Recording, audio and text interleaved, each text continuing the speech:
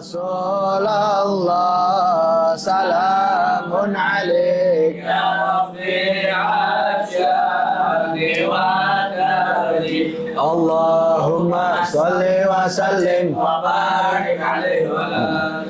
Nah, bismillahirrahmanirrahim. Assalamualaikum warahmatullahi wabarakatuh. Waalaikumsalam warahmatullahi wabarakatuh. Alhamdulillah alladzi faddala bani Adam bil ilmi wal amali ala jami'il alam. Wassalatu wassalam ala sayyidina Muhammad sallallahu alaihi wasallam sayyidil arabi wal ajam wa ala alihi wa ashabihi nabi'an ulumi wal hikam. Allahumma ya muallim Adam wa Ibrahim, allimna ilma ma yanfa'una wa anfa'na bima 'allamtana wa zidna faham.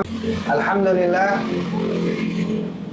mengumpul kembali kita untuk melanjutkan pelajaran daripada kitab Shafinatin Najah. Terakhir kita sampai di fasal asbabit tayamum. Babnya bab tayamum, fasalnya sebab-sebab tayamum. Sekarang masuk kita kepada fasal selanjutnya, yakni fi syurutit tayamum, fasal yang menjelaskan tentang syarat-syarat tayamum. Sebelum mulai, kita kembali mengingatkan bahwa yang namanya tayamum adalah keringanan, ya, yaitu rukhsah yang dijadikan oleh Allah Ta'ala menjadi syariat bagi kita pengikut ajaran Nabi besar Muhammad SAW untuk bisa bersuci pengganti daripada lazimnya, yaitu air. Jadi yang namanya tayamum ini adalah keringanan. Nah, ada beberapa syarat seorang melaksanakan tayamum. Lazimnya syarat itu dikerjakan sebelum perbuatannya. Ya, lazimnya syarat seperti syarat sholat. Syarat sholat diantaranya adalah apa? Bersuci. Ya, atau diantara bersucinya adalah wudhu. Wudhu dilakukan pada saat sholat atau sebelum sholat? Sebelum, maka itu disebut syarat. Ya. Yang namanya syarat adalah sesuatu yang harus dipenuhi sebelum amalnya itu terjadi. Itu kira-kira namanya syarat. Kalau sudah di dalamnya, di dalam perbuatan, di dalam amal, itu namanya rukun. Nah, seperti menghadap kiblat. Menghadap kiblat lagi sholat, apa di luar sholat? Di luar sholat ngadep kiblat dulu, baru bisa takbir dia. Itu namanya syarat. Tapi di sini nanti di bab tayamum itu sebahagiannya ada yang dia masuknya kepada syarat walaupun pengerjaannya tetap adanya di dalam. Ya, pengerjaannya adanya di dalam, bukan di luar daripada tayamumnya itu sendiri. Nah, itu semua syarat-syarat tayamum ada 10. Yang pertama, ayakuna biturab. Yang pertama, wajib menjadi syarat orang untuk bertayamum adalah dia, seorang yang bertayamum itu menggunakan turab. Apa itu turab? Kalau diartikan bisa kepada tanah, tapi turab yang dimaksud di sini bukan tanah, melainkan debu. Debu. Turab bisa artinya tanah, tapi yang dimaksud di dalam tayamum ini bukan tanah, melainkan debu. Kaunuhu biturab ala ayyi launin kan walau muhragan baqi yasmuhu au makhlutan binahwi khalli jaf'an. Jadi yang disebut turab adalah debu, apapun yang masih bisa disebut debu dengan warna apapun. Yang penting dia disebutnya debu. Debu tapi bukan sisa bakaran atau bukan sisa apa namanya? Apa sebutannya apa? Sisa bakaran, abu, ya. Abu, arang. Nah, bukan abu, ya. Ini debu beda dengan abu. Jadi apapun yang dia masuknya pada kategori debu, lalu debu ini dengan punya warna yang apapun warnanya, ya, sekalipun debu itu dia bercampur dengan atau dia punya campuran dari cuka kering. Jadi mungkin apa namanya, debunya itu kena ketumpahan sama cuka, tapi udah kering. Nah, kalau basah tuh ketumpahan sama sesuatu yang basah berarti kan udah bukan debu namanya. Ya, debu tuh kan mesti kering deh. Nah, maka debu tadi masih bisa dipakai walaupun ketumpahan cuka kering. Beda dengan abu, ya. Yang pasti debu bukan abu. Wa in taghayyar ta'muhu aw launuhu aw rihuhu aw arda taturab. Ya, sekalipun berubah ya, daripada rasanya, warnanya, baunya, atau debu itu ada di sini ardatul turab tuh kita artinya rayap debu, rayap tanah, bukan rayap kayu ya. Kita nggak pernah ngeliat juga nih rayap tanah, rayapnya adanya di tanah. Nah, hewan-hewan kecil yang ada di tanah itu masih boleh itu dia dipakai buat apa ya? Tayamum. Bukan hewannya, maksudnya kalau tuh di debu tadi ya, itu ada hewan-hewan kecilnya seperti rayap tanah, bukan rayap kayu, itu boleh dipakai. Atau apapun ya, yang disebut debu sekalipun mayudawabih, sekalipun debu yang dipakai buat obat. Apa ya debu yang dipakai buat obat ya? Kalau di sini disebutnya debu Armani namanya. Debu Armani. Wallahu alam, ini juga belum tahu tuh debu Armani yang bisa dipakai buat obat tuh debu apaan tuh? Ada yang pernah tahu kalian teh? Yang kerja di apotek tahu nggak debu Armani? Jadi ada debu yang dia bisa dipakai buat berobat. PK kali buat PK. Kan kayak debu tuh dia. Bukan ya? Jadi kategori debu tuh bagaimana sih? Debu tuh kalau yang apa namanya? Benda padat yang ente tepok, dia bertebangan. Nah, itu namanya debu. Ya, kayak di kasur misalnya. Kayak di kasur itu debu. Kemudian di tanah juga ada debu. Di tanah, tapi bukan tanahnya. Jadi bukan ente ngambil tanah, kemudian ente pakai ini tanah buat tayamum. Enggak, debunya. Debunya itu bagian yang lebih halus daripada tanahnya. Nah, pasir yang keras begitu juga ya, bisa dia pakai pasir yang keras. Pasir yang keras tapi dia bentuknya hancur. Nah, jangan bukannya nggak dihancurin, hancurin dulu pasir yang keras. La bil hajaril mashuk. Pasir yang keras yang ngegumpal itu bisa, tapi bukan batu yang dipecahin. Kan batu yang dipecahin sama pasir yang ngegumpal kira-kira kalau dipecahin tuh sama. Dia bisa jadi butiran tuh. Nah, tapi bukan yang batunya, melainkan pasir. Kalau pasir boleh dia dihancurin, tapi kalau yang batu nggak boleh. Dia nggak termasuk. Dan juga bukan apa ya, rayap kayu. Tadi beda, rayap debu ya, rayap tanah. Wala bima yalsaqu minat turabi bil adwi linudawatihi au nu'umatihi. Dan debu tadi bukan debu yang menempel pada sesuatu yang kita katakan lembab. Karena lazimnya nggak ada ya. Debu tuh nempel sama yang lembab. Namanya udah air dong tuh. Udah nyatu sama air. Misalnya ada apa ya, di tengah hutan, kemudian pohon dia punya debu, tapi pada saat subuh pohon itu dia basah. Dia basah, berarti kan sesuatu yang lembab tadi nempel tuh di debu tadi. Nah, dari debunya nempel tuh. Nah, berarti itu nggak bisa, ya. Itu nggak bisa. Jadi yang namanya debu lazimnya dia mesti kering, kering. Nah, sekarang ada pengecualian, ya. Kecuali seperti orang yang netes air matanya atau netes keringatnya. Jadi gini,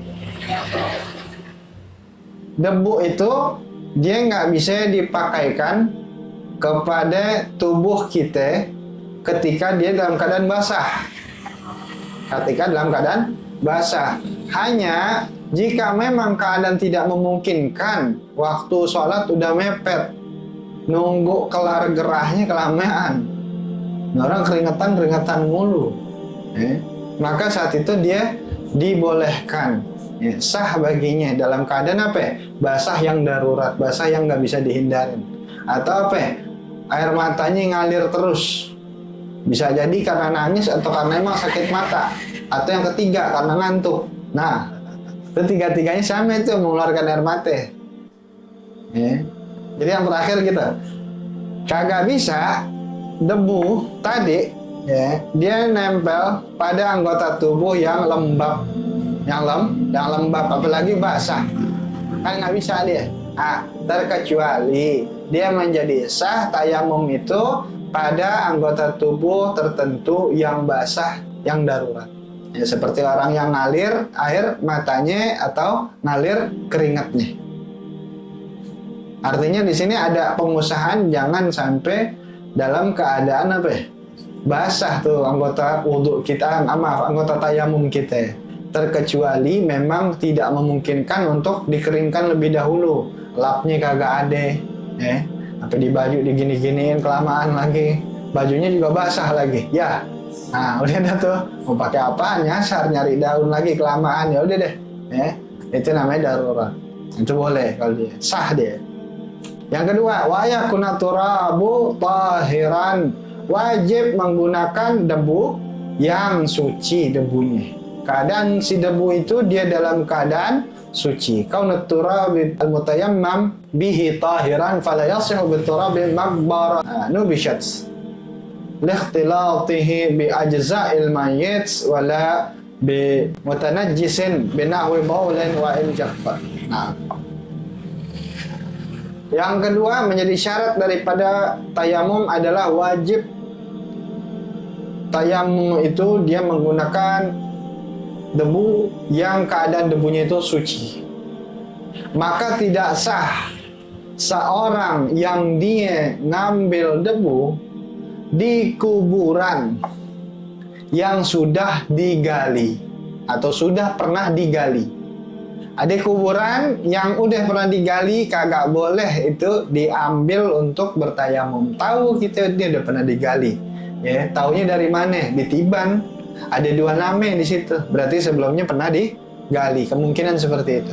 Nah, kalau sudah seperti itu pernah digali, dia nggak boleh diambil tanah di atas kuburan itu untuk tayamum. Kenapa? Ya. Debunya nggak boleh diambil dari tanah yang dari kuburan yang sudah pernah digali. Karena memungkinkan tanah kuburan itu telah bercampur dengan bahagian daripada mayit. Nah, daripada mayit yang dia bernajis, yang menyebabkan si tanahnya itu bernajis seperti tercampur dengan, maaf, misalnya air kencing atau darahnya si mayit, ya. Karena namanya mayit itu kan dia masih ada darahnya, ya. Mayit masih ada darahnya atau masih ada kotorannya.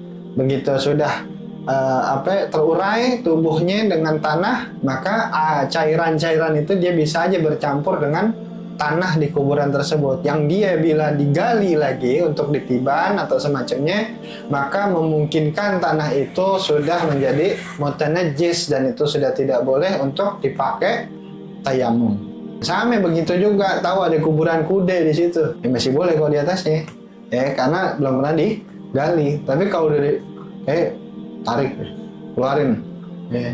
digali, katanya deh kaki kuda. Jangan tuh. Ada memungkinkan dia udah bercampur sama entah darahnya kuda atau sesuatunya. Paham ya sampai sini?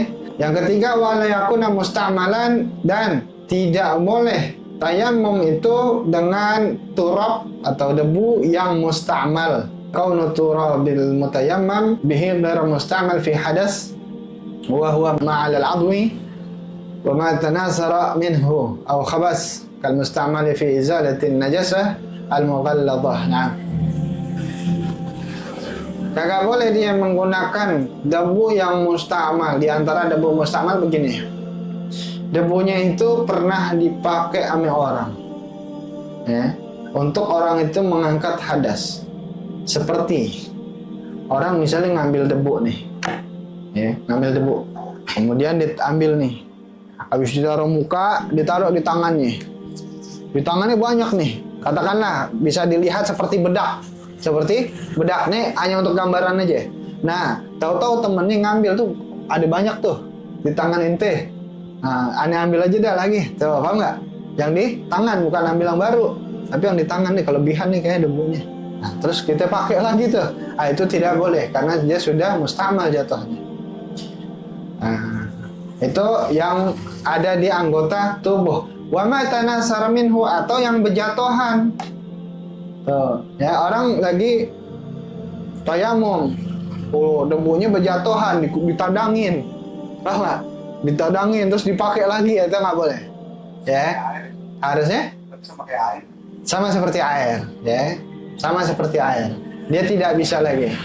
Lagi debu itu banyak, wah nggak?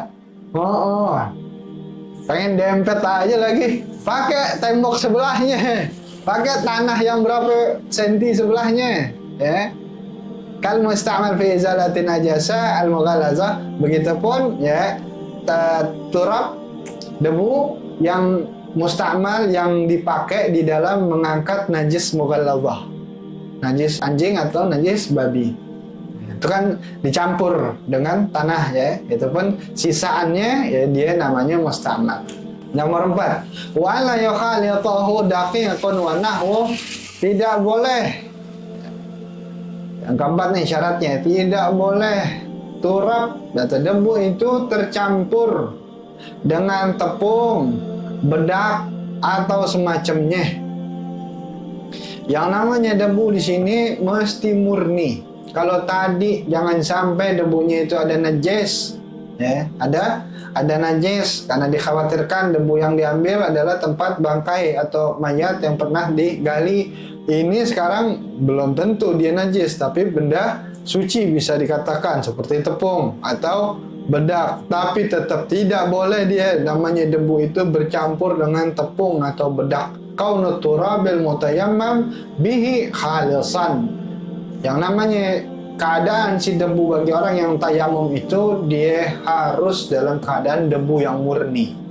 Debu yang murni, nggak boleh kecampur ame bedak atau tepung. Berarti tayamum pakai tepung boleh nggak? Pakai bedak boleh nggak? Tapi kan kayak debu dia.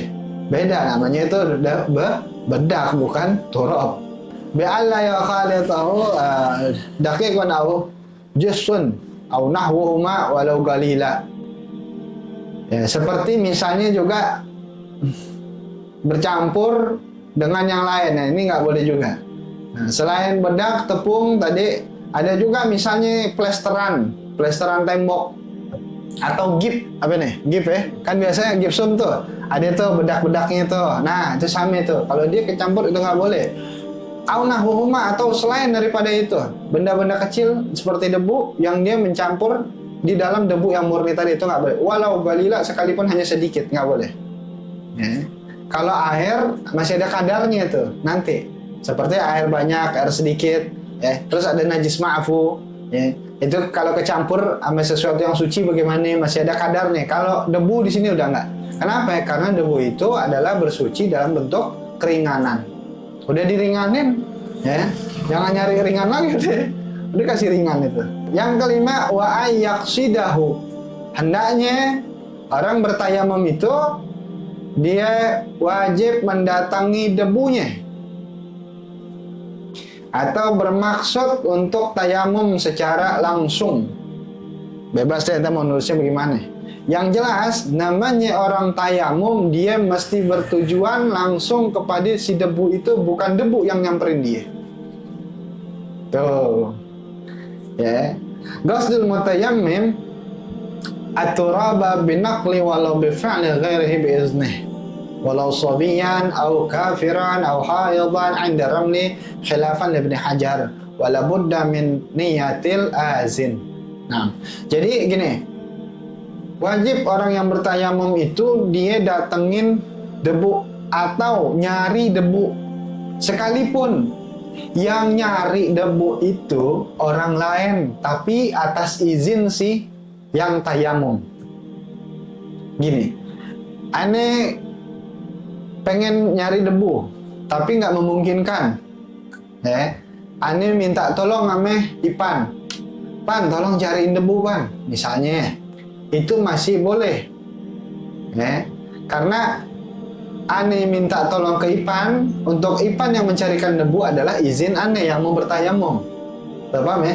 Tapi kalau misalnya Ipan ujuk-ujuk bawain, aneh nggak minta izin, nggak memberi izin di situ, tahu-tahu dibawain, itu namanya aneh bukan bermaksud untuk tayamum dalam artian bermaksud untuk nyari turab, melainkan dibawain langsung turab tanpa izin aneh, paham ya? Sekalipun kita nyari debunya tadi, ya, dengan izin kita, itu minta tolongnya atau minta izin, memberi izin tadi adalah kepada anak kecil atau orang kafir sekalipun, ya, non muslim. Kita minta tolong, tolong ambilin debu dong di sono.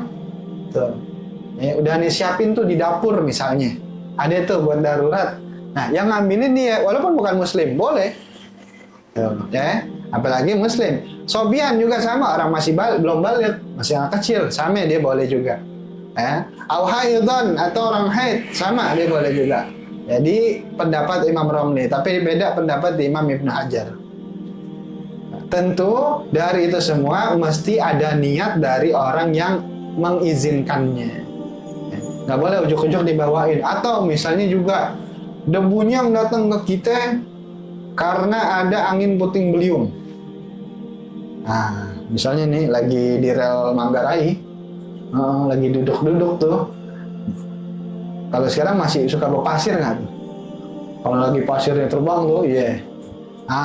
Dia duduk aja. Dia niat tayamum nih, tapi lagi nyari debu. Debunya terbang ke dia semua. Begitu debunya terbang, dia sambil niat tayamum misalnya. Sambil berlaku dengan perbuatannya orang tayamum. Apa namanya, ngusap wajah dan kedua tangan. Itu nggak bisa, dia nggak sah tuh tayamum, nggak masuk syarat.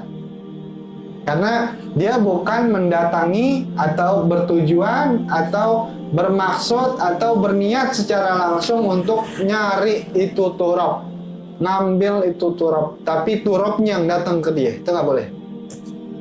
Lain halnya, ada angin puting beliung diem,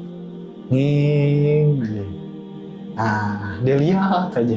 Ini jangan dicontoh ya, aneh mohon nih. Nanti jangan tiba-tiba ngeliat angin pengen praktek nanti. Ada angin ya puting beliung, dia tahu kan puting beliung yang muter tuh. Nah, dia mau ngambil debu yang terbang tadi di puting beliung dengan dia jalan. Paham? Dia jalan kemudian dia dapetin tuh debu, dia tayamum di tengah tuh debu, di tengah tuh angin tuh. Itu masih sah.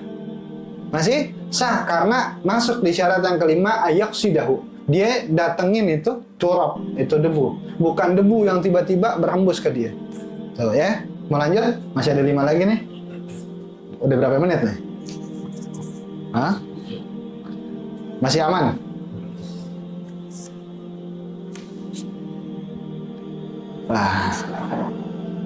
Yang keenam, wa ayyam saha wajhahu wa yadayhi bidarbatain. Yaitu wajib dia untuk mengusap wajah dan kedua tangannya dengan 2 tepukan. Tepukan di sini dalam artian adalah 2 knuckle. 2 knuckle. Jadi 2 knuckle. Knuckle adalah memindahkan debu ke anggota tubuh tertentu. Yang kita mau di sini adalah apa tadi? Wajah dan kedua tangan. Nah, gini. Jadi 2 dorbaten, dorbaten itu 2 pukulan atau 2 tepukan adalah 2 kali memindahkan debu ke anggota tayamum, yaitu wajah dan kedua tangan. Ambil, ini ya, ambil 2 tangan nggak apa-apa ya gini, tapi ambil ini 1 hitungannya. Ini namanya disebut 1 dorab atau 1 knuckle. Ya, ke 1 wajah. Tuh. Nah, caranya begitu, ya. Dia kenain dulu nih ujung sama ujung, nggak boleh begini, beda sama air. Ini debu, ya. Dia mesti 1 kali aja nih, 1 kali untuk wajah dan 1 kali untuk 2 tangan. 1 kali untuk wajah nih, kenain dulu nih, nanti posisiin gini, tuh. Ini ujung ketemu ujung, ya. Nanti ke bawahnya nanti turunin tuh. Ini jempol ke bawah ini nih, nanti gitu. Itu 1 knuckle, katakanlah nih di sisi kanan, aneh bedain sekarang. 1 knuckle lagi, aklaten tadi, atau 2 dorbaten. Nah, ini yang kedua, dia ngambilnya harus 2. Nggak boleh 1. Misalnya 1 begini doang, 1 tangan kanannya buat wajah, 1-nya buat tangan. Nah, yang 1 nggak ada nih, karena udah kepake dua-duanya. Jadi memang harus 2. Yang kedua adalah setelah tadi wajah sudah, Kita bagi 3. 1, 2, 3. 1, 2, 3. 3 bagian. Pertama gunain nomor 1 nih. Yang kiri gunain buat yang kanan. Ini naruhnya. Gunain yang ini 1 ke bawah. Nah, sekarang pakai nomor 2. Ini sampai lebihin dari siko nih. Pakai nomor 2 nih.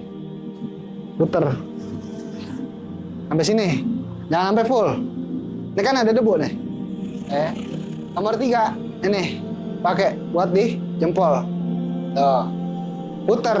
Nomor 1 yang kanan gunain buat kiri ke bawah. Nah, 2, 3.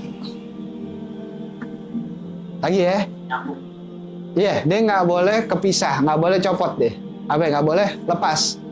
Nah, karena mesti apa ya? 1 kali usapan secara langsung. Ini ulang. Nih, mungkin nggak kelihatan kali sebagian. Ambil, gini, samain, turunin. Oke. Jempolnya kemari. Nah, udah nih, jangan dipakai lagi, ambil baru. Nah, bagi 3. 1, 2, 3. Sama kanan juga. 1, 2, 3.